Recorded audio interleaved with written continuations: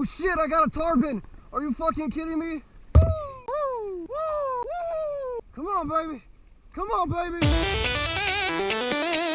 Welcome to the Mackerel Offshore Fishing Channel with your kayak fishing host, Tino Mendieta. Or if you're from the forums, acoustic tennis is the name you're looking for. I'll be doing everything from rigging to baits, how to handle your kayak for both inshore, Please don't come off the hook. offshore, Come on, baby. Come on. and just about everything in between.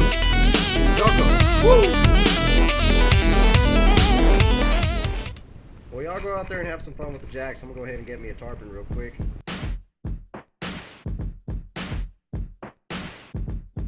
Hey guys, AT here.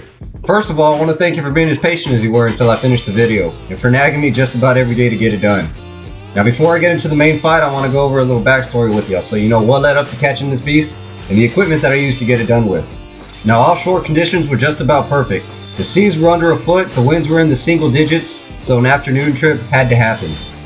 I was already on my way to the Mayan Princess rigs when I stopped and turned around. I had a gut feeling about heading towards Bob Hall, and the 2-mile paddle seemed a lot more appealing than the 4. On the way, Glenn calls me and asks if I'm ready to head offshore, and I tell him that I'm already on the beach waiting. The time's for him and Robert to meet me out there within the hour, so I killed time the only way I knew how.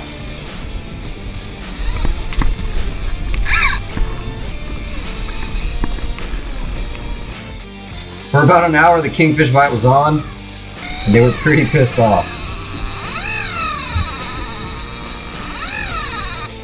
Some kings were caught, and others were, well, not caught. We spent most of the afternoon chasing after birds and casting into schools of bonito that really wanted nothing to do with anything we had to offer. 5 o'clock rolls up and so do the power boaters. It started to get pretty crowded around the small standpipe. After a while, Robert and Glenn decided to head in, mess with some jacks on the beach. Now, I opted to stay at the rig because I was catching kingfish, but that same gut feeling that made me go to Bob Hall was telling me I should follow. So I turned around and I started paddling after him. On the way out, we decided to cut off our ribbon fish rigs and tie on something that would appeal a little more to a Jack Crevalle. Glenn tied on a rattle trap, Robert had a cotton cordell, so I decided to use a 5-inch storm swim bait that looks exactly like a mullet. You can see 3 of them sitting right on the bottom tray of the tackle box. Now the reel that I was using was a Shimano TLD-15 with about 275 yards of 40-pound mono. Now I had that paired up with a Shimano TDR 9-foot trolling rod in a medium heavy action. It comes off as a little bit of overkill for kingfish, but you never know what you're going to hook up into out there, and you always have to be ready for the biggest fish possible. And now we're all caught up. The paddleback was pretty uneventful. I lined up at the end of the pier and my drag just starts ripping out. Something hit that mullet hard. I set the drag, set the hook, and I figured, okay, here we go, first jack of the afternoon.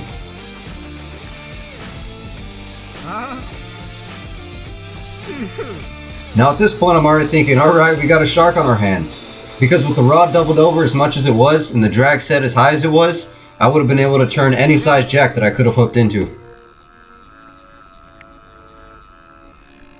For the next 3 minutes, the only thing going on would be line leaving my reel. And to add to the frustration, I'm getting pulled at hyperspeed. Robert and Glenn are having to pedal as hard as possible just to keep up with me, and even at that I'm leaving them in the dust. Now at this point I'm doing pretty much the only thing that I can do, and that's just hold on. We're going on 6 minutes into the fight and I haven't gotten any of my line back.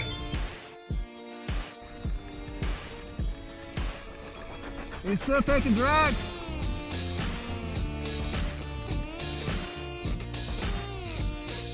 Glenn's finally starting to catch up to me and he starts suggesting that I'm hooked with some sort of big shark, and I'm pretty convinced he's right. After 8 minutes, I finally get the first few inches of line back and the tug of war is on.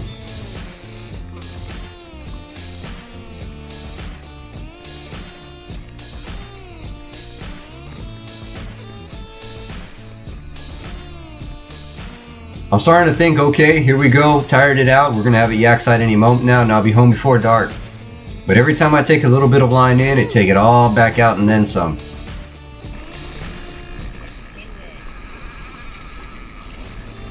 We really had no idea what kind of fight I was in for, until I decided to put a little bit of extra pressure on it and made it break the surface in the distance. It wasn't until 15 minutes into the fight that this fish finally realized he was hooked. It's difficult to see on video, but it broke the surface for a split second and then started smoking my drag and pulling me faster than before. I'm trying to thumb the spool just to slow it down, but all I'm doing is just burning my hand up. I got a lot of line to go. Listen close and you can hear Glenn's reel going off. Woo! So everything happened so fast that he never had a chance to bring in both of his lines, so technically he's still trolling for kings. And of course, Glenn being Glenn, hooks into a big one. As a kayak war teammate, I'm really not complaining. And this is the last time that I'd see him for the rest of the afternoon.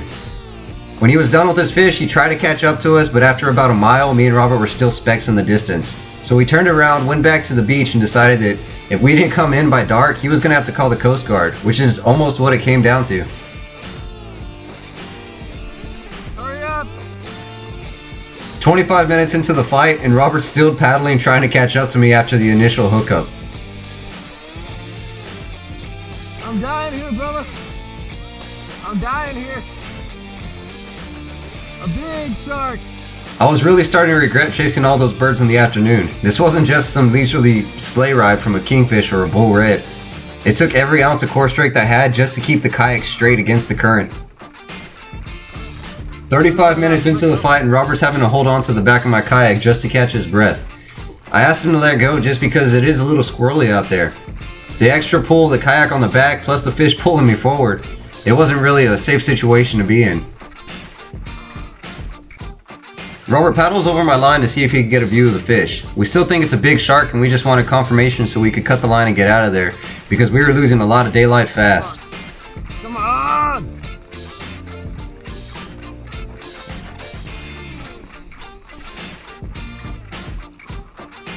"45 minutes into the fight and everybody's tired except the fish. Robert starts to fall behind because he just can't keep up anymore. I tell him to go ahead and head in, let Glenn know what the situation is, and that if it got any darker I'll cut my line and just start paddling back. Now being dead tired is one thing, but now I'm dealing with this monster solo. So I locked my drag down and I said this is going to end in the next 10 minutes. I didn't land this fish for another hour and a half. The fight time's at about an hour and 30 minutes and I'm having a hard time keeping the rod tip out of the water. I cannot stress how important it is to stay hydrated while you're out there. It's really easy to lose all your fluids and it's really easy to get dehydrated and sick. Every now and then I check the horizon to see if Robert or Glenn would be on their way to help me out. I was running on fumes and it was really throwing me in a bad situation. I couldn't keep the rod tip to the front of the kayak anymore and I was getting towed sideways. Never let this happen. It's really easy to get thrown into the water or yanked into the water. And if that fish can pull you and your kayak, it's sure as hell going to be able to pull that kayak away from you and leave you stranded out there. With fading daylight, that's never a situation you want to be in. At some point during the fight, I really didn't care if I lost the fish or not. I was either going to force it up to the surface or break my equipment trying.